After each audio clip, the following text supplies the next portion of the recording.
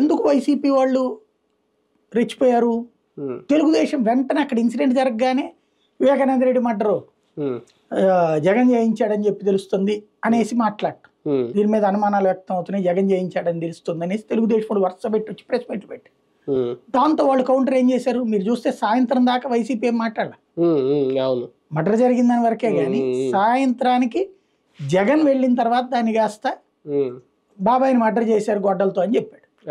అంటే సాయంత్రం దాకా టీడీపీ వాళ్ళు అది జగన్ మీదకు తోసేయాలనుకున్నారు, అదే దాన్ని మర్డర్ లాగానే ట్రీట్ చేసి, ఎందుకంటే జగన్ అక్కడ లేడిపోయింది, జగన్ ఉంటే జగన్ మీద తోసేసిన ఓ అర్థం ఉంటుంది, కానీ రీజనింగ్ సరిగ్గా చెప్పలేని ఏది వైసీపీని ఎక్కడ వివేకానంద రెడ్డి తీసుకెళ్ళిపోతాడేమోనని ఈ మధ్యన మాట్లాడుతున్నాడని తెలిసిందంట, అందుకని చేయించారంట. అంటే అసలు అది సిల్లీ రీజన్, అసలు ఆయన ఎవడు తీసుకుపోవడానికి, అది అట్లాంటితో ప్రచారం తీసుకొచ్చారు, అది జనానికి ఎక్కల, మనం అదేదో అబద్ధం చెప్పినా అతికేటట్టు ఉండాలి, అది అతక్కపోవడంతో మిస్ అయిపోయింది.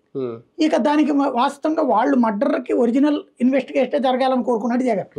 ఎప్పుడైతే వీళ్ళు తనని టార్గెట్ చేస్తుంటే నిజమే నేనే తప్పని చేశానని చెప్పాను అంటాడా, అప్పుడు తీసుకెళ్లి బీటెక్ రవి, ఆదినారాయణ రెడ్డి, చంద్రబాబు నాటకం అని అతని రివర్స్ లో బిగిన్ చేశాడు.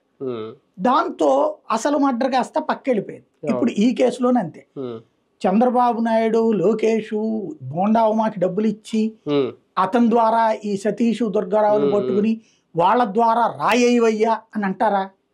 ఎవడన్నా మన ప్రత్యర్థికి రాయి దెబ్బ తగిలితే సింపతి వస్తుందని సహజంగా అంటాం కదా, అట్లాంటప్పుడు వాళ్ళు ఎందుకు